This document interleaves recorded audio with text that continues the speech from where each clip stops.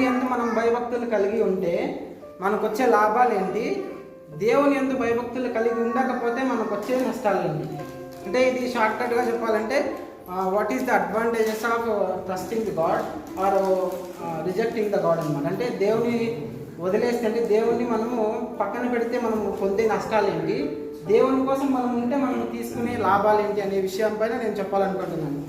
ఇప్పుడు ఒక గురువు ఉంటారండి, వాళ్ళ శిష్యుడు గురువు ఎట్లా చెప్తే అట్లా ఆ రీతిలో వాళ్ళ శిష్యుడు వింటే గిన అట్లా మంచి ఉన్నత స్థాయికి ఎదుగుతాడు, అవునా కదా. టీచర్ ఎట్లా చెప్తే అట్లా స్టూడెంట్ వింటే ఖచ్చితంగా బాగుపడతారా లేదా. గొప్పగా ఉంటారు అంటే వాళ్ళు ఒక టీచర్ ద్వారా బాగా విని బాగా చదివింటేనే వాళ్ళు ఆ స్థాయికి వచ్చింటారు కదా.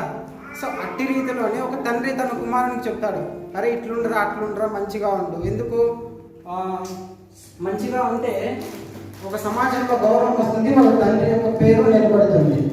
హల్లెలూయా హల్లెలూయా. 10 నిమిషాలు మాత్రమే దేవుని ఒక వాక్యం చెప్పుకున్నాం కాబట్టి ప్రతి ఒక్కరు ఏకాగ్రత కలిగి ఇంట్రెస్ట్తో చూడమని పెడుతున్నాను. ఓకే, తండ్రి ఎలాగైతే వాళ్ళ కుమారునికి చెప్తాడనమాట మంచి మాటలు. అరే చిన్నప్పుడైతే మనం తప్పులు చేస్తుంటే తప్పటడుగులు వేస్తుంటే మనకి చెప్తారు, అరే ఇట్లా కాదు, పెద్ద అయ్యాక మందలిస్తారు.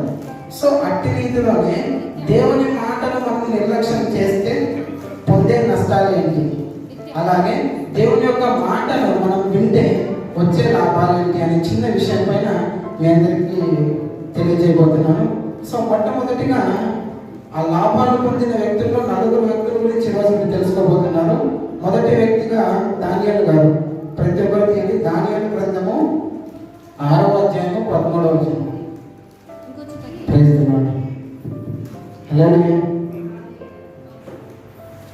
దానియేలు గ్రంథము 6వ అధ్యాయము 13వ వచనం 24వ వచనం. ఎవరైనా దయచేసి బిగ్గరగా చదవండి.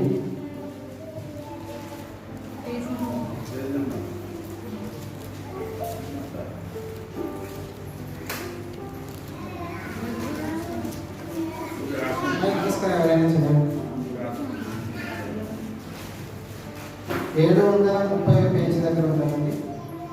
6వ అధ్యాయము 13వ వచనం. కొంచెం త్వరగా చదవండి, సమయం కొంచెమే ఉంది. 6వ అధ్యాయము 13వ వచనం, చాప్టర్ 6 వర్స్ 13.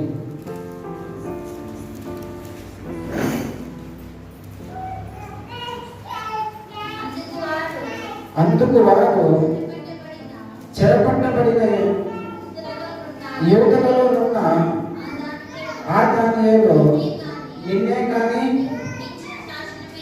నేను పుట్టించిన శాసనమునే కానీ లక్ష్య పెట్టక అనుదినము ముమ్మారు ప్రార్థన చేయించు వచ్చుచున్నాడు. చాలండి. ఇక్కడ ఏం జరిగిందంటే ప్రార్థన చేస్తున్నాడు అనేసి ఒక క్రైస్తవుని గురించి చెప్పలేదంట. కానీ ఒక అన్ని జనాలు ఎవరు చెప్పారంటండి, అన్ని జనాలు దానియేలు గారి గురించి వాళ్ళ యొక్క రాజుతో చెప్తున్నారంట. ఏమని అది తెలుసుకోవాలంటే మనము మొదటి వచనంలోకి వెళ్తే ఇక్కడ ఆయన చేయించాడు అనమాట. రాజు యొక్క శాసనాన్ని దానియేలు గారు పాటించలేదనేసి, సో వాళ్ళ దగ్గర మంత్రులు ఉంటారు కదండి, రాజు ఉంటే వాళ్ళ దగ్గర మంత్రులు ఉంటారు కదా, వాళ్ళ దగ్గర పని చేసేవాళ్ళు. వాళ్ళు దానియేలు గారి గురించి చెడుగా చెప్పారంటే ఎక్కడ రాజు దగ్గర. అర్థమవుతుందా నేను ఏం చెప్తాను? ఎవరి దగ్గర చెడుగా చెప్పారండి? రాజు దగ్గర. ప్రతి ఒక్కరు చెప్పాలి, ఎవరి దగ్గర? రాజు దగ్గర. ఎవరి గురించి చెప్పారు? దానియేలు గారి గురించి రాజు దగ్గర వాళ్ళకి నచ్చని వాళ్ళు చెప్పారు. ఏమని చెప్పారు ఒకసారి చదువుతున్నానండి. అనుదినము ప్రార్థన చేయించున్నాడంట, ముమ్మారు ప్రార్థన చేయించున్నాడు. అంటే ఇది ఒక గొప్ప సాక్ష్యం అన్నమాట. ఎలాగంటే ఒక అన్ని జనాలు దేవుని యొక్క గొప్పతనం గురించి, దేవుడికి ప్రార్థన చేసే విధానం గురించి అన్ని జనాలు చెప్తున్నారు అనమాట. ఇది దేవుడు మనం సంతోషించాల్సిన విషయం. హల్లెలూయా హల్లెలూయా. సో అలాగే చెప్పి వాళ్ళు ఇక్కడ మనం ఒక నిమిషం 20వ వచనం ఎవరైనా చదవండి. అందుకు దానియేలు 20వ వచనం. గుహ దగ్గరకు రాగానే దుఃఖ స్వరముతో దానియేలును పిలిచి జీవము గల దేవుని సేవకుడైన దానియేలు, నిత్యము నీవు సేవించుచున్న నీ దేవుడు నిన్ను రక్షింపగలిగిన అని అడిగాడు. కాసేపు ఈ వచనం పక్కన పెడదాం. పిల్లలు కాస్త మౌనంగా ఉంటారా దయచేసి. సో ఇక్కడ ఈ వచనం చదువుకునే ముందు ఏం తెలుసుకుందామంటే, దానియేలు గారు రాజు యొక్క శాసనాన్ని లక్ష్య పెట్టలేదన్నమాట. అది ఒకటో నేరం ఎవరు దానియేలు చేసింది. సో అందుకనేసి ఇప్పుడు నేనే ఉంటానండి, నేను టీచర్ లేదా నేను ఒక ఏరియాకి పెద్ద అన్నమాట. నా మాట ఎవరైనా అనుకుంటే వాళ్ళు నేను వదులుతాను లేదా మీరే వదులుతారా?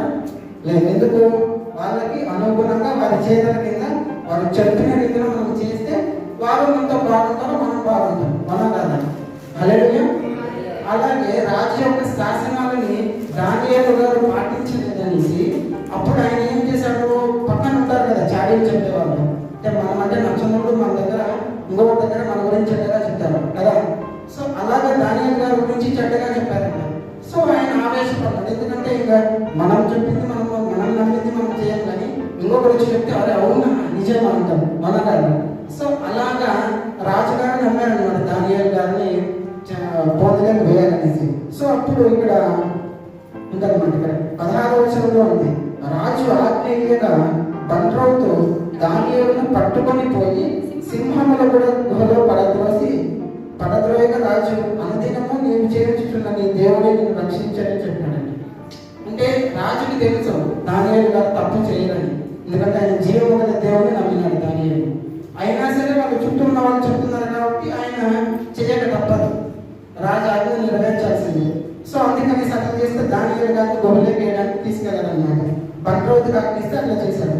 అప్పుడు రాజు ఏమీ చేయలేక అన్నాడంట అన్నమాట, దానియేలు నీవు నిత్యము సేవించుచున్న నీ దేవుడే నిన్ను రక్షించాడప్ప, మేమేమీ చేయలేము, మేము తీసుకెళ్ళి సింహాల బోధలోకి వేస్తాము మేమేమి చేయలేము, కానీ నిత్యము మీరు సేవిస్తున్న దేవుడు మాత్రమే మిమ్మల్ని కాపాడుతాడు అన్నాడంట. హల్లెలూయా. హల్లెలూయా. మనం ఎంతమంది నమ్ముతారండి మనకు ఆపద వస్తే దేవుడు మనల్ని కాపాడుతాడని? ఎంతమంది? అంతేనా? మనం అందరూ మనకి ఏదైనా ఆపద వస్తే దేవుడే కాపాడుతాడు, నిత్యము మనము సేవించే దేవుడు మనల్ని కాపాడుతాడని ఎంతమంది ఉంటారని నేనైతే పెట్టిస్తాను. Okay, thank you, thank you.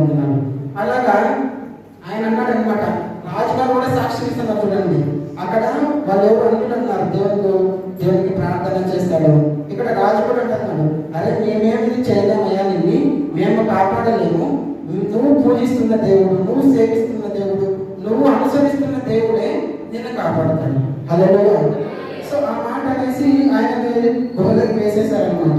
So దాని తర్వాత ఇంకా రాజు వెళ్ళాడనమాట. రాజు నగరం వెళ్ళి ఆ రాత్రి ఉండి ఉపవాసం ఉండి నాటి వాయిద్యములు జరగలేదు. అతనికి నిద్ర పట్టలేదు. ఆయనకి ఎందుకు నిద్ర పట్టలేదు ఎవరైనా చెప్తారా? రాజుగారికి ఎందుకు నిద్ర పట్టలేదు ఎవరైనా చెప్తారా?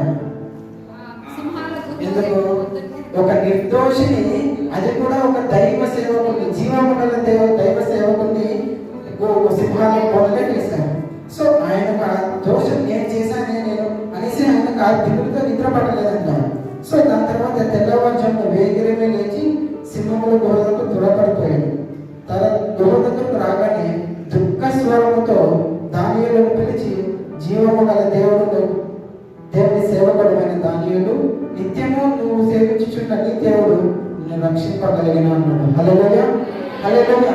దేవునికి మహిమ కలుగును. నాకేమన్నాడంటే రాజుగారు, నిత్యము నీవు సేవించుచున్న దేవుడు నిన్ను రక్షింపగలిగిన దేవుడు. రాజుగారు వచ్చి కాపాడలేదండి. సింహాల బోధలో రాత్రి ఎంతో ఉన్నా సరే, అరే మన ముందు ఒక ఎదురుబాటు వస్తే మనల్ని వదిలితే చంపేదా? మరి అలాంటి ఒక సింహాల బోధలో రాత్రి అంతా అవి చుట్టూ ఉంటాయి. ఇంకా అసలు ఒక సింహము దూరం నుంచి ఏదైనా జింకను చూస్తేనే దాన్ని చంపి వేటాడి తినేస్తుంది. కానీ చుట్టూ అన్ని సింహాలు ఉన్నా సరే ఆయన ఎందుకు ఏమీ చేయలేదంటే దేవుని యొక్క దూతలు సింహాల నోళ్ళు మూసాయి. హల్లెలూయా. హల్లెలూయా. దేవుని యొక్క నోళ్ళు అంటే దేవుని యొక్క దూతలు సింహాల నోళ్ళు మూసాయి అన్నమాట. హల్లెలూయా. ఎప్పుడు ఆటంకం కలిసి సింహం. సో అందుకనేసి అడిగాడు అనమాట రాజు, అరే నిన్ను జీవం కలిగే దేవుడే నిన్ను కాపాడినాడా అంటే అప్పుడు దానియేలు గారు ఇలా సెలవిస్తున్నారంట. ఏమని? ఒకసారి 21వ వచనం చూడండి. దానియేలు అంటున్నారు, రాజు చిరకాలము జీవించును గాక, నేను నా దేవుని దృష్టికి నిర్దోషిగా కనబడితిని, గనుక ఆయన దూతను పంపించి సింహములు నాకు ఏమీ హాని చేయకుండా వాటి నోళ్ళను మూయించెను. హల్లెలూయా, హల్లెలూయా. ఇక్కడ దానియేలు గారు సాక్ష్యం ఇచ్చారండి దేవుని గురించి. ఎందుకు? నేను దేవుని దృష్టికి నిర్దోషిగా ఉన్నాను. I'm innocent to God. So దేవుడు నన్ను ఏం చేశారు, అక్కడ సింహాల దగ్గర నుంచి కాపాడాడంట. సో అక్కడ ఆయన ఏం చేశాడంటే దేవునికి నిర్దోషిగా ఉన్నాడు, దేవుని మాట విన్నాడు కదా. ఏం చేశాడు? ఆయన ముమ్మారు ప్రార్థన చేశాడు. ఒకటి, ఆయన దేవుని కోసమే ఉన్నాడు. సో నుంచి రక్షింపబడ్డాడా లేదా? హల్లెలూయా. ఆయన సింహాల దగ్గర నుంచి ఎట్లా రక్షింపబడ్డాడండి? ఎందుకు రక్షింపబడ్డాడు సింహాల దగ్గర నుండి? నిర్దోషి. ఇంకా ముమ్మారు ప్రార్థన. ఇంకా నమ్ముకున్న దేవుడు గొప్పవాడు కాబట్టి సింహాల మధ్యలో ఉన్నా సరే, మనం శోధనల మధ్యలో ఉన్నా సరే, మనం కష్టాల మధ్యలో ఉన్నా సరే, మన దేవుడు మనల్ని రక్షిస్తాడు. హల్లెలూయా, హల్లెలూయా.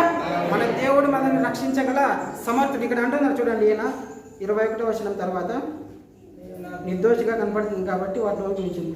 రాజా, నీ దృష్టికి నేను నేరం చేసిన వాడను కాను కదా. అరే అడుగుతాను చూడండి రాజును కూడా, రాజుగారు నేను నీ దృష్టికి కూడా ఏ తప్పు చేయలే, అలాగే దేవుని దృష్టికి నేనేమో తప్పు చేయలే. సో నేను ఖచ్చితంగా రక్షింపబడతాను. ఎందుకు? మనం నమ్ముకున్న దేవుడు నమ్మదగిన వాడు కాబట్టి. హల్లెలూయా, హల్లెలూయా. సో తర్వాత ఆ సింహములు ఏ హాని చేయకుండా నోరు ముంచాను. దాని తర్వాత చదవండి. రాజు ఇందును కూర్చి అతి సంతోషభరితుడై దానియేలు గుహలో నుండి పైకి తీయడానికి ఆజ్ఞ ఇచ్చినాడంట. నేను బ్రీఫ్గా చెప్తాను.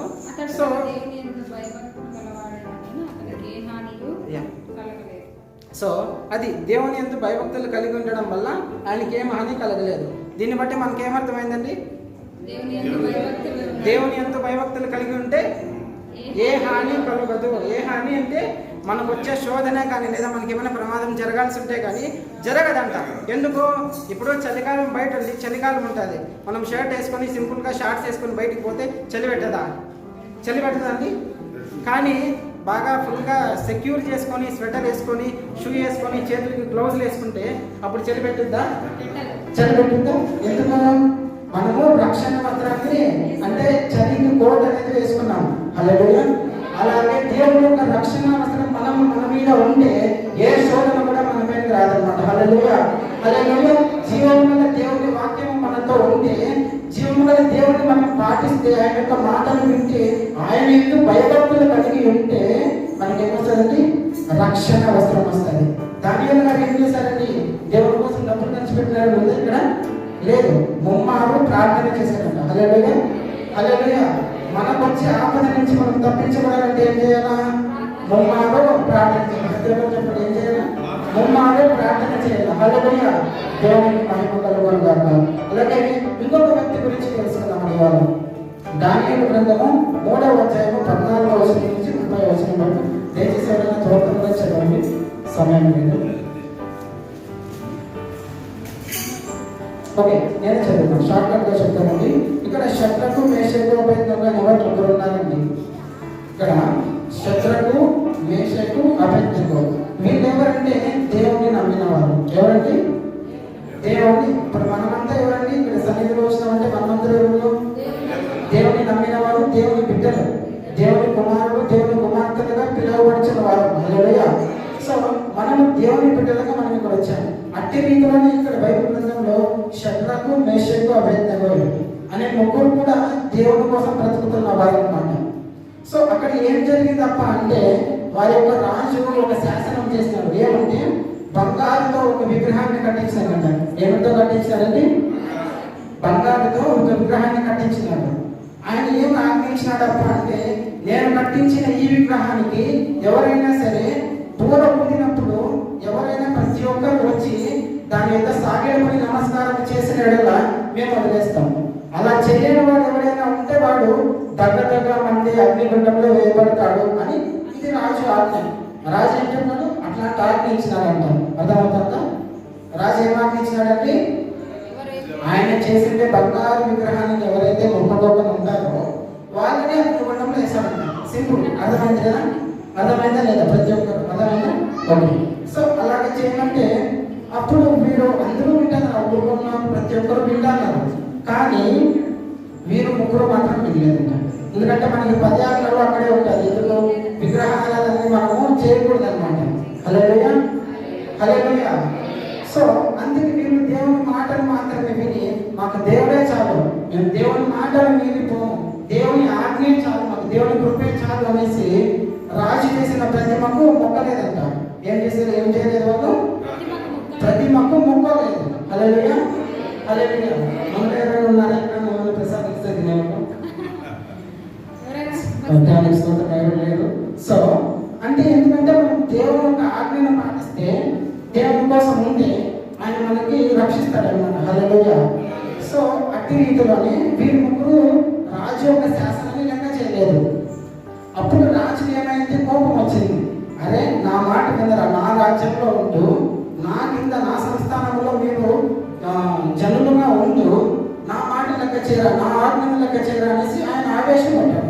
ఆవేశపడి పిలిచాడు అనమాట. వాళ్ళని సంస్థానానికి పిలుచుకున్నాడు. శద్రకు మేషకు అబేద్నెగోను పిలుచుకొని అన్నాడంట, నువ్వు ఇక్కడ ప్రతిమకు మొక్కితే మిమ్మల్ని వదిలేస్తాము. అరే లేదురా, మేము మొక్కము, మాకు మా దేవుడు మా యేసయ్య కావాలా అని అంటే మిమ్మల్ని ఖచ్చితంగా అగ్నిగుండంలోకి వేస్తాము అన్నాడు. అప్పుడు భయపడ్డారా? భయపడలేదు. ఎందుకు? మా దేవుడు మాత్రమే మమ్మల్ని రక్షించగలరు. శద్రకు మేషకు అబేద్నెగోలు మేము మీరు చేసిన ప్రతిమకు మొక్కము, ఒకవేళ మేము మొక్కమంటే మీరు మమ్మల్ని అగ్నిగుండంలోకి వేస్తారు కదా, అగ్నిగుండంలోకి వేసినా సరే మమ్మల్ని అక్కడి నుండి రక్షించగల దేవుడు మా దేవుడు సమర్థుడు అని చెప్పారంట. హల్లెలూయా, హల్లెలూయా. అంటే వాళ్ళకి నమ్మకం ఉంది దేవుని పైన. ఏమని ఉంది? మమ్మల్ని అగ్నిగుండంలోకి వేసినా సరే, మమ్మల్ని చంపినా సరే, మమ్మల్ని నరికినా సరే, మమ్మల్ని ఏమి చేసినా మా దేవుడు మమ్మల్ని రక్షిస్తాడు. హల్లెలూయా, హల్లెలూయా. ఎందుకు మాట అంటే వాళ్ళకి దేవుని పైన విశ్వాసం ఉంది. దేవుని విశ్వాసం. ఇప్పుడు భార్య ఉంటారు, భర్త ఉంటారు, వాళ్ళకి ఏముంటుంది? ఒకరికొకరి పైన విశ్వాసము నమ్మకం ఉంటుంది. ఎందుకు? వారు ఒక బంధం కాబట్టి. హల్లెలూయా. అట్టి రీతిలోనే మనము దేవుని యొక్క నమ్మకం కలిగి ఉంటే ఆయన చేసే ఆశీర్వాదాలు మనం చూస్తాం. హల్లెలూయా. సో ఇక్కడ అన్నారనమాట, మేము నువ్వు చేసే దానికి మొక్కమయ్యా, మీరు మమ్మల్ని చంపుతారా చంపేయండి, అయినా మా దేవుడు కాపాడతాడు. హల్లెలూయా. సో అట్లా అన్నాడు అనమాట. దాని తర్వాత మళ్ళీ ఇంకొక మాట అన్నారు చూడండి. వాళ్ళే ఒక నిమిషం. మరియు నీ వర్షంలో పడకుండా మమ్మల్ని రక్షించు. ఒకవేళ ఆయన రక్షించకపోయినను, అంటే ఆయన మా యేసయ్య మమ్మల్ని రక్షించకపోయినా నువ్వు చేసిన విగ్రహానికి మేము మొక్కము అని కళాఖండిగా చెప్పేశారంట. ఏమన్నారు? మీరు చేసిన విగ్రహానికి నేను మొక్కనయ్యా, మీరు నన్ను చంపినా చంపేయండి, లేదా మీరు చంపితే మా దేవుడు కాపాడుతాడు. ఒకవేళ కాపాడకపోయినా నాకేం సమస్య లేదు, ఎందుకంటే నా దేవుని కోసం నేను ప్రాణాలు ఇస్తున్నాను. హల్లెలూయా. ఎంత గొప్ప సాక్ష్యం కలిగినారో చూడండి. వారి ముగ్గురు శద్రకు మేషకు అబేద్నెగోలు. సరే, అలాగే దాని చేత ఇక్కడ దాని గురించి క్వశ్చన్ చెప్తాను చూడండి. రాజాజ్ఞ తీవ్రమైందండి. అంటే రాజు కోల్పడ్డాడు. ఇంకా రాజు మాట్లాడుకుంటే తిరుగుందా అండి? అసలు సంస్థానంలో కానీ రాజ్యంలో తిరుగుంటుందా? తిరుగుంటుందా? లేదు. అప్పుడు రాజుగారు ఫుల్ కోల్పడిపోయినారంటే ఏమని? రాజాజ్ఞ తీవ్రమైనందున గుండెను మిక్కిని వేయడం కలదని శద్రకు మేషకు అబేద్నెగోలను విసిరేస్తారంట. హల్లెలూయా. దేవుడితో హతసాక్షులు అవ్వడానికి వీళ్ళు సిద్ధపడ్డారంట. సో వాళ్ళు అగ్నిలోకి విసిరేయబడ్డారు. ఆ అగ్ని ఎంత వేడిగా ఉందప్ప అని మనం అడిగితే దానికి సాదృశ్యంగా వాళ్ళని ఎవరైతే ఆ అగ్నిలోకి పడేశారో ఆ పడేసిన వాళ్ళు ఆ శాఖంకే చనిపోతారంట. కాదు అంటే అంత వేడిగా ఉందన్నమాట. సో అట్లా వాళ్ళు పడినాక ఇక్కడ అంటున్నాడు రాజుగారు మంత్రితో అంటున్నాడు, మేము ముగ్గురు మనుషులను బంధించి అగ్నిలో వేసేది కదా అని తన మంత్రులను అడిగితే సత్యమే రాజా అన్నాడు. కానీ దాని తర్వాత ఆయన అంటున్నాడు, నేను నలుగురు మనుషులను బంధకములు లేక అగ్నిలో సంచరించుతూ చూస్తున్నాను అన్నాడంట. హల్లెలూయా, హల్లెలూయా. ఎంతమంది ఉన్నారంట అగ్నిలోకి? అగ్నిలో ఎంతమంది ఉన్నారంట? నలుగురు. వాళ్ళు వేసినది ఎంతమందిని? ముగ్గురిని వేశారు. ఎవరెవరు వాళ్ళు? శద్రకు మేషకు అబేద్నెగోలు. కానీ రాజుగారికి ఎంతమంది కనపడుతున్నారు?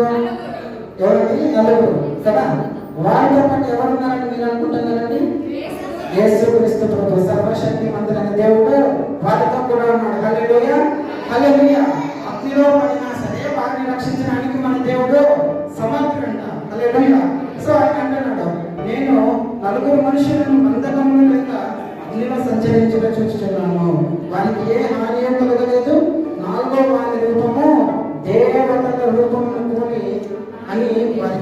ఇచ్చినట్టు. 4వ రూపము దేవతలను పోలి ఉన్నదండి. హల్లెలూయా, హల్లెలూయా. 4వ వాడి రూపము దేవతలను పోలి ఉన్నదంట. ఆ దేవతలు అంటే ఎవరో కాదు కానీ మన యేసయ్యే. హల్లెలూయా, హల్లెలూయా. అగ్నిలో ఉన్న మనం చనిపోయిన వాళ్ళని కూడా లేపిన గొప్ప దేవుడు అండి మన దేవుడు. ఆఫ్టర్ అగ్నిలో చేస్తే వాళ్ళు చనిపోతారు. హల్లెలూయా. సో వీరు అగ్నిలోకి పడిన తర్వాత వీళ్ళని ఎవరు రక్షించారు? యేసయ్య కదా. అర్థమవుతుందా చెప్తున్నది? అగ్నిలోకి పడ్డాక ఎవరు రక్షించారు? యేసయ్య. ఎందుకు రక్షించాడు? ఇంకా వారు దేవుని యందు భయభక్తులు కలిగి ఉన్నారు. హల్లెలూయా, హల్లెలూయా. దేవుని యందు భయభక్తులు కలిగిన దానియేలు సింహముల కోల నుండి సింహముల మధ్య కాపాడబడ్డాడు. అలాగే దేవుని యందు భయభక్తులు కలిగిన శద్రకు మేషకు అబేద్నెగోలు కూడా అగ్నిలో పడిన తర్వాత కూడా దేవుని యందు మాట యందు వాళ్ళు లక్ష్యం ఉంచారు కాబట్టి వాళ్ళు కాపాడబడ్డారు. హల్లెలూయా. గట్టిగా చెప్పండి, కూడా దేవుని మీద ఆరాధించండి. హల్లెలూయా. ఏమైందంటే దేవుని యందు భయభక్తులు కలిగి ఉంటే మనము రక్షింపబడతాం.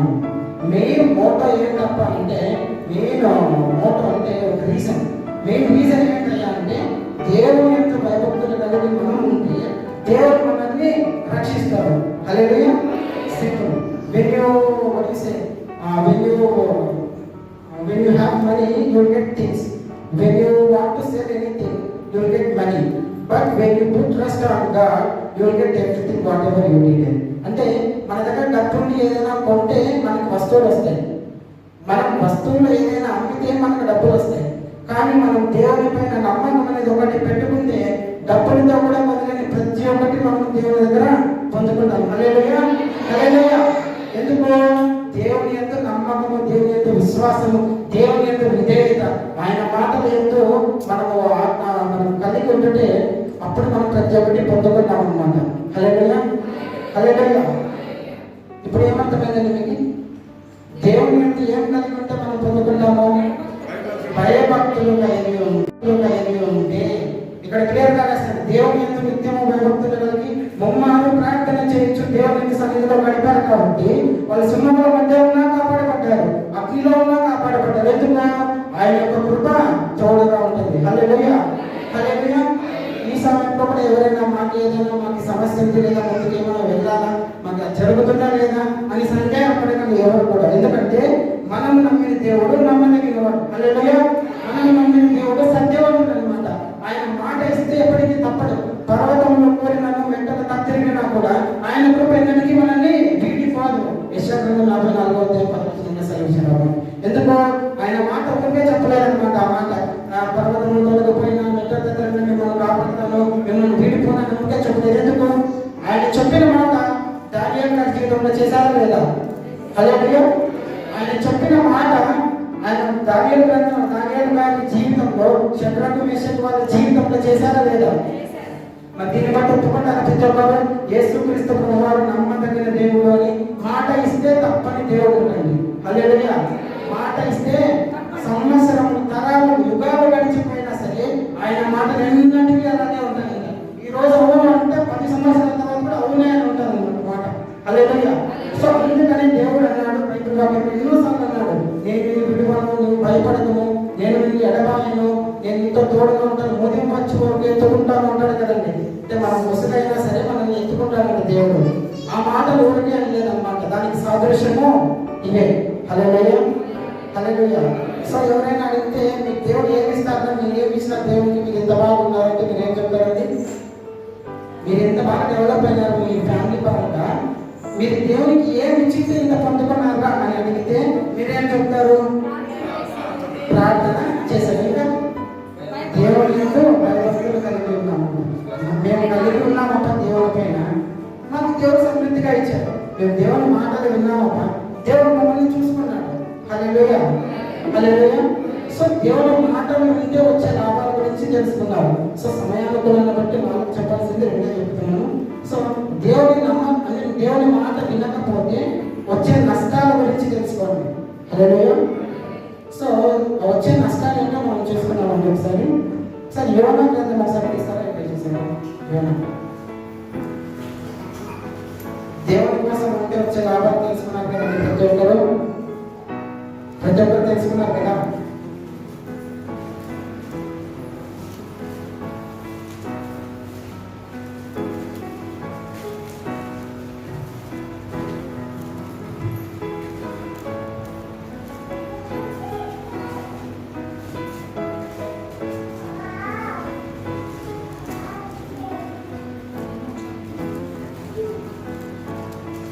మొదటి అధ్యాయము 14వ వచనం. మొదటి అధ్యాయము 14వ వచనం. కాబట్టి వారు, యెహోవా నీ చిత్త ప్రకారముగా నీవే దీన్ని చేసితివి, ఈ మనుష్యుని బట్టి మమ్మను లయము చేయకుందువుగాక, నిర్దోషులని చంపితున్న నేరము మా మీద మోపకుందువుగాక యెహోవాకు మనం చేస్తారు. ఈ వాక్యము వెనకాల ఏం జరిగిందప్ప అంటే, దేవుని సేవకుడైన ఒక వ్యక్తి ఉన్నాడు అన్నమాట. ఆయన పేరు యోనా. ఏం పేరండి? ఇంగ్లీష్లో జోనా అని ఉంటుంది. ఆయన పేరు యోనా. దేవుడు ఆయనకి వాక్యం ద్వారా ప్రత్యక్షమయ్యి ఒక మాట చెప్పాడు. ఏమని? అరే నాయన, నువ్వు ఇలాగ వింటూ ఒక ప్రాంతానికి వెళ్ళాడు. ఆ ప్రాంతం పేరు ఏంటంటే నీనవే మహాపట్టణం. నీనవే, ఊరి పేరు నీనవే అంటారు. సో ఆ ఊరికి వెళ్ళి ఉగ్రత సంభవించింది అంటే ఆ ఊర్లో ఎక్కువ పాపం పెరిగిపోతుంది, నువ్వు ఒక దైవ సేవకుడిగా వెళ్ళి వారికి తెలియచెప్పు. అంటే చెడ్డ మార్గంలో అంటే మంచి మార్గంలోకి వెళ్ళండి అని వారికి నువ్వు చెప్పు అనేసి దేవుడు యొక్క వాక్కు యోనాకు ప్రత్యక్షమై చెప్పింది. ఎవరికి చెప్పిందండి? యోనా గారికి. ప్రతి ఒక్కరు చెప్పాలా? యోనా గారికి దేవుడి యొక్క వాక్యం ప్రత్యక్షమై చెప్పిందంట. హల్లెలూయా. ఎవరికి చెప్పింది? యోనా గారికి చెప్పింది. అప్పుడు ఆయన వినాలా ఉందా? దేవుని మాట మనకి ఏదైనా చెప్తే మనం వింటామా లేదా? వింటాం. కానీ ఈయన వినలేదు. తర్వాత జరిగే నష్టం అంటే తెలుసుకోండి. సో ఆయన అట్లా పోకుండా ఇక్కడ యెహోవా సన్నిధిలో నిలవకుండా ఓడ వారితో కూడి తర్షీషు పట్టణానికి పోవడానికి ఓడ ఎక్కినాడు. దేవుడి మాట లెక్క చేయకుండా, దేవుడు చెప్పిన స్థలానికి పోకుండా, దేవుడు ఇచ్చిన ఆజ్ఞను గైకొనకుండా, దేవుడి యొక్క మాటను లెక్క చేయకుండా నీనవే పట్టణానికి పోయేవాళ్ళ అంటే తర్షీషు పట్టణానికి వెళ్తున్నాడంట. అంటే ఆయన అనుకుంటాడండి, నేను వింటే వినకుంటే దేవుడు ఏం చేస్తాడని. కానీ దేవుడు అయితే ఊరికే వదలడు అనమాట. ఊరికే నేను విలువను అంటే ఆయన మనం కాపాడతాడని, వినకుండా సరే మనల్ని కాపాడతాడంటే అది కాదు. దేవుడి మాట వింటే తప్ప మనకి మనవడం లేదన్నమాట. సో అలాగే ఆయన తర్షీషు పట్టణానికి వెళ్ళాడు అనమాట. అప్పుడు అక్కడ వెళ్తుంటే వాళ్ళు ఓడలో వెళ్తున్నారు. ఏమిట్లో వెళ్తున్నారండి? ఓడలో వెళ్తూ ఉంటే ఉన్నటువంటి ఫుల్ గాలి వానలు వచ్చాయంట ఓడలో. దేవుని మాటలు కాదంటే ఏం జరుగుతుందో అప్పుడు యోనాకి తెలిసి వచ్చింది. అప్పుడు గాలి వానలు వచ్చి ఓడ మునిగిపోయే ప్రమాదంలో ఉందంట. సో అప్పుడు ఆ ఓడలో ప్రతి ఒక్కరు భయపడ్డారంట. అరే మా ప్రాణం పోతుంది, మేము మీ ప్రాణం పోగొట్టుకుంటున్నాం అనేసి అందరూ బిగ్గరగా వచ్చి భయపడుతున్నారంట. కానీ అప్పుడు యోనా గారు ఒక మూలలో బాగా హ్యాపీగా పడుకొని ఉన్నారంట. ఏం చేస్తున్నారు? ఆయన పడుకొని ఉన్నారంట. దేవుని మాట లెక్క చేయకుండా, దేవుడు చెప్పిన ప్రాంతానికి వెళ్ళకుండా ఓడలో వాళ్ళు పోయి పడుకున్నారంట. అప్పుడు వాళ్ళు వచ్చి ఓడలో ఉన్నవారు అన్నారంట, పోయి నిద్రపోతే నీకేమి వచ్చినది, లేచి ప్రార్థన చేయి, మన ముందు నశించబోచున్నాము అన్నారంట. అప్పుడు ఆయన లేచారు. మళ్ళీ వీళ్ళందరూ అనుకుంటున్నారంట ఓడలో ఉన్నవారు, మాకెందుకు ఇట్లా జరుగుతుంది, మా ప్రాణాలు ఎందుకు పోయే సమయం వచ్చింది, మేము ఎందుకు ఆపదలో పడిపోతున్నాము, మా ఓడ ఎందుకు మునిగిపోతుంది అనే ప్రశ్నలు వాళ్ళలో వచ్చాయంట. హల్లెలూయా. అలాంటి ప్రశ్నలు వాళ్ళలో వచ్చినప్పుడు అనిపించింది, ప్రతి ఒక్కరితో అనుకున్నారంట, అరే ఎందుకు ఇది వస్తుంది, ఏమి ఎవరు కారణము అంటే అప్పుడు మన యోనా గారు ఒప్పేసుకున్నారనమాట. ఇది జరుగుతున్నదంతా నా ద్వారానే, దేవుని మాట నేను లెక్క చెప్పిన తర్షీషు పట్టణానికి వెళ్తున్నాను కాబట్టి ఇది జరుగుతుంది. సో నన్ను ఓడలోనికి సముద్రంలోకి నన్ను పడివేయండి, దేవుని యొక్క ఉగ్రత నా మీద ఉంది కాబట్టి నేను అనుభవిస్తాను, మీ మీదకి రాదు అని చెప్పినాడంట యోనా గారు. హల్లెలూయా. అర్థమవుతుందా? సో అప్పుడు పడేయమంటే ఆయన పడేశాడంట. వాళ్ళు పడేయక ముందు దేవునికి ప్రార్థన చేశారు. వాళ్ళందరూ అన్యులు అనమాట. ఏమని ప్రార్థన చేశారు? యెహోవా నీ చిత్త ప్రకారముగా నీవే దీన్ని చేసితివి, ఈ మనుష్యుని బట్టి మమ్మల్ని లయము చేయకుందువుగాక, నిర్దోషిని చంపితున్న నేరము మా మీద మోపకుందువుగాక. అన్యులకున్న భయము యేసుక్రీస్తు ప్రభువారి పైన, అన్యులకున్న విధేయత దేవుని పైన మన యోనా గారికి లేదంటండి. హల్లెలూయా. ఆయన ఎంత విచారం చూడండి, ఆయన ఎంత పొరపాటు చేశారు. అసలు అన్యులకు ఉన్న విశ్వాసం, అన్యులు ప్రార్థన చేస్తున్నారు, స్వామి మీ యొక్క సేవకుని మేము నీ దగ్గర త్రోసివేస్తున్నాము, మా ప్రాణానికి ఏమీ కాకుండా నిర్దోషిని మీరు చంపినారు అనే నేరం మా మీదకి రాకుండా మమ్మల్ని కాపాడు స్వామి అని వాళ్ళు ప్రార్థన చేశారంట. హల్లెలూయా, హల్లెలూయా. వారు ఎంత గొప్ప సాక్ష్యం కలిగి ఉన్నారో చూడండి. వాళ్ళు నిజ దేవునికి భయపడ్డారండి. వాళ్ళు అన్యులైనా విగ్రహారాధన చేసే వాళ్ళైనా మన యొక్క దేవునికి భయపడ్డారంట. అంత గొప్ప సాక్ష్యం కలిగి ఉన్నారు వాళ్ళు. సో అలాగా చెప్పేసి అన్నారన్నమాట, యోనా వ్యక్తి సముద్రంలో పడవేశారు. పడవేయగానే సముద్రము పొంగకుండా ఆగింది. ఏమైందంట, సముద్రంలోకి ఆయన వేస్తానే సముద్రం యొక్క పొంగలేదన్నమాట. ఎందుకు? ఆపద వచ్చిందేదే ఆయన కోసం కాబట్టి ఆయన నీళ్ళకి పడితే అది ఆగిపోయింది అనమాట. సో అలాగా ఆయన పడిపోయినాడు అనమాట. ఇది చూడగా ఆ మనుషులు యెహోవాకు భయపడ్డారు. దాని తర్వాత గొప్ప మత్స్యం ఒకటి యోనాను మింగులని యెహోవా నియమించి ఉండగా యోనా 3 దినముల ఆ మత్స్యం యొక్క కడుపులో ఉన్నాడంట. హల్లెలూయా, హల్లెలూయా. ఎక్కడున్నాడంట ఆయన? 3 రోజులు ఒక చేప కడుపులో ఉన్నాడంట. నీళ్ళకి పడిన ఆయన దేవుడు వదలలేదన్నమాట. తప్పు చేసి పారిపోవడం అనుకుంటే దేవుడు వదలలేదు. ఏం చేశాడు? నీళ్ళలో పడినా సరే చేపలో ఇరికించేలాగా చేసి చేపలని 3 రోజులు తన కడుపులో ఉండేలాగా చేశాడు అనమాట. హల్లెలూయా. ఎంత గొప్ప దేవుడప్ప అంటే మనం ఆయన నమ్మితే ఎంత గొప్ప కార్యాలు చేస్తాడో, మనం ఆయన మాట లెక్క చేయకపోతే అంతే కష్టం కలిగించే పనులు కూడా ఆయన చేస్తాడు. హల్లెలూయా, హల్లెలూయా. సో అప్పుడు ఆయన నియమించాడంటే దేవుడు ఒక చేపను ఆజ్ఞయించాడు, నువ్వు యోనాని మింగు 3 రోజుల పాటు దాంట్లో ఉండాలనేసి దేవుని యొక్క ఆజ్ఞ, దేవుని యొక్క వెల్ అంటే ఆయన యొక్క చిత్తం. సో అట్టి రీతిలో ఆయన 3 రోజులు దాంట్లో ఉన్నాడు అనమాట. అప్పుడు ఈయనకి అక్కడ తర్షీషుకి వెళ్ళే ముందు దేవుని సన్నిధిలో ఉండకుండా ఏం చేశాడంటే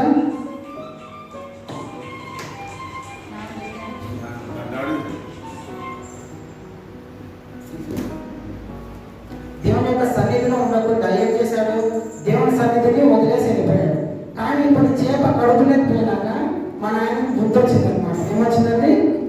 యోనా గారికి బుద్ధి వచ్చింది. తన ప్రాణం మీద తీపి కలిగింది. అక్కడ ఉండి ఇక్కడ ప్రార్థన చేసిన చూడండి, నేను ఉపద్రవంలో ఉండి యెహోవాకు మనవి చేయగా ఆయన నాకు ప్రత్యుత్తరం ఇచ్చాను. ఎక్కడున్నాడంటే ఆయన? ఉపద్రవం అంటే ఏంటి? కష్టము. ఏమిటి ఉపద్రవం అంటే? కష్టం. ఆ కష్ట సమయంలో వచ్చినప్పుడు కానీ తెలియదంటే దేవుని విలువ ఆయనకి. సో అప్పుడు ప్రార్థన చేస్తున్నాడు, నేను ఉపద్రవంలో యెహోవాకు మనవి చేయగా ఆయన నాకు ప్రత్యుత్తరం ఇచ్చాను.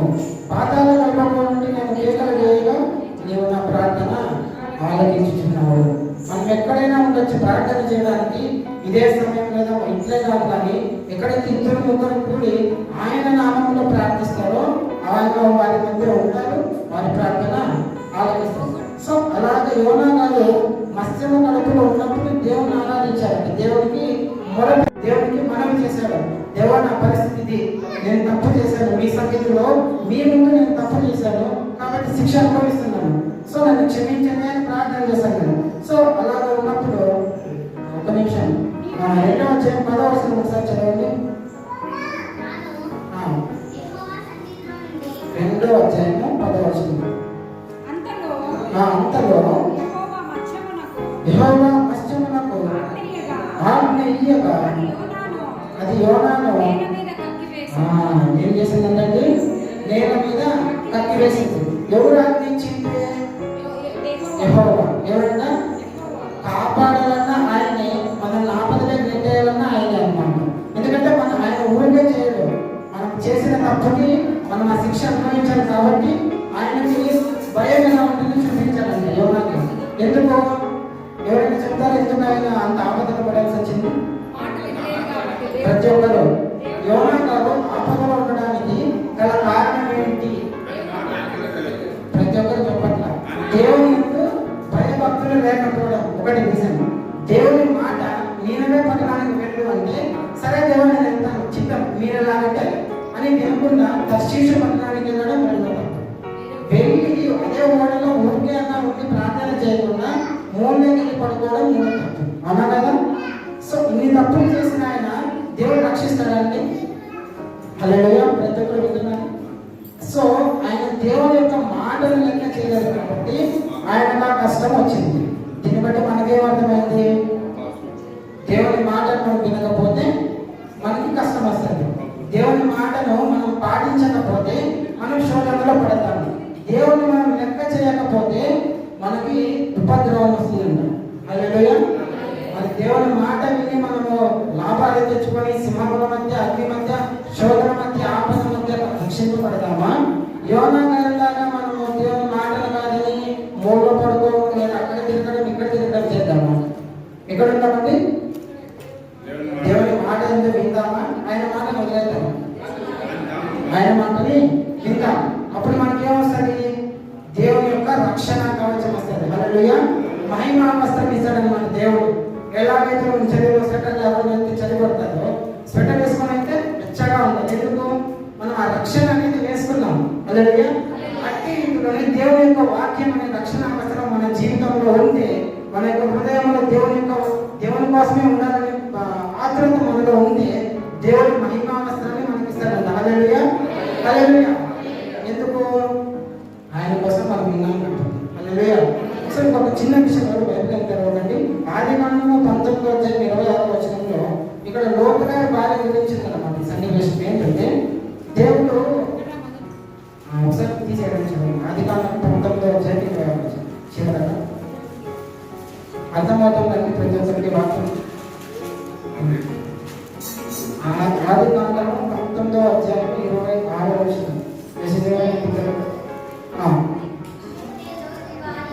ఓకే. చూచి ఓకే.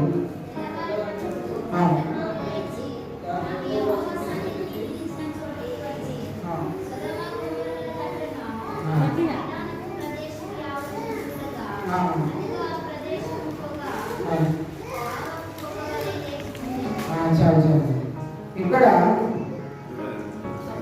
సొదొమ గొమొర్రా పట్టణంలో దేవునికి నచ్చలేదన్నమాట.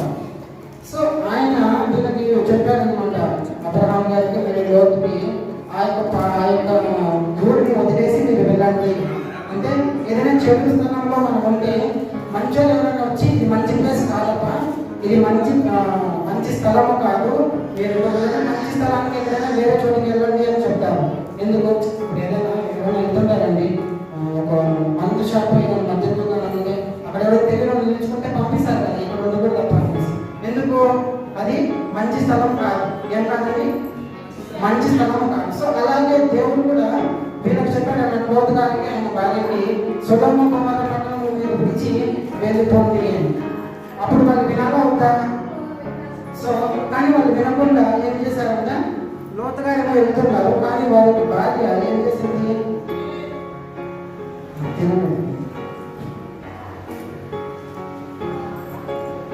ఏం చేసిందంటే, లోతు భార్య అతనిని వెనుక నుండి తిరిగి చూచి ఉప్పు స్తంభం అయిందన్నమాట. ఎందుకైతే ఉప్పు స్తంభం అంటే అది ఒక శపించబడిన స్థలం అన్నమాట. ఏది? సొదొమ గొమొర్రా పట్టణం. సో అప్పుడు వాళ్ళు వదిలి వెళ్ళప్ప అంటే ఆమెను, ఆయన తన భార్య లోతుగా ఇద్దరు వెళ్తున్నారు అన్నమాట. అంటే పట్టణాన్ని తిరిగి వదిలేసి వెళ్ళిపోతున్నారు చిన్నాడు నడుచుకుంటూ. అప్పుడు ఈమెకు ఆశ అయిందనమాట పాపం. ఎవరికి? లోతు భార్యకి. అరే నేను ఇన్నాళ్ళు ఉన్నాను, మా ఊరికి ఎంత బాగుంది, ఎంత మంచి స్నేహితులు ఉన్నారు, ఎంత మంచి ఆప్తులు ఉన్నారు, ఎంత మంచి ఊరు ఇది నాకు, అరే దీన్ని వదిలిపెట్టిపోతా కానీ అనేసి అనుకోలేదు. అదే ఆశ ఉంటేనేమో బహుశా ఇక నేను జీవితంలో ఆ ఊరు చూడలేనేమో అనే ఆశతో ఆమె ఏం చేసిందంట, వెనుకకు తిరిగి చూసిందంట. అంతకుముందే దేవుడితో హెచ్చరించాడు లోతు గారితో, ఆయన భార్యతో, మీరు వెనక్కి తిరగకుండా వెళ్ళిపోండి తెలిసి. కానీ ఆమె వినకుండా ఈ లోక ఆశను బట్టి, ఈ లోక తనకి ఉన్న ఆశను బట్టి వెనక్కి తిరిగి చూస్తాను. ఏమైందంట? ఆమె ఉప్పు స్తంభం అయిందంట. హల్లెలూయా. హల్లెలూయా. ఏమైందంట? ఉప్పు స్తంభం. ఎందుకైంది? ప్రతి ఒక్కరు బిగ్గరగా చూడాలండి. ఎందుకైంది ఆమె ఉప్పు స్తంభం? దేవుని ఆజ్ఞను వినలేదు, పాటించలేదు. ఎందుకు? నాకు ఈ ఊరే నచ్చింది, నాకు ఇదే నచ్చింది, మంచి స్నేహితులు ఉన్నారు, నేను ఎందుకు వదిలిపోలా అనే ఆశతో ఆమె వెనక్కి తిరిగి చూసింది కదా. సో అప్పుడు దేవుని యొక్క ఆజ్ఞ ఆయన పాటించినట్టే. హల్లెలూయా. దేవుని యొక్క ఆజ్ఞ పాటించినట్టే. కాబట్టి ఆమె పుస్తకమైంది. హల్లెలూయా. ఇప్పుడు చారిత్రక సందేశాన్ని బట్టి ఇప్పుడు కూడా ఉంది అనుకున్నాను. సో అది మనకి ఎంతవరకు తెలియదు, పుస్తకమైంది లోతు గారి భార్య. సో దీన్ని బట్టి ఇక్కడ ఏం అర్థం చేసుకోవాలంటే దేవుని యొక్క మాట వింటే మనము రక్షింపబడతాం.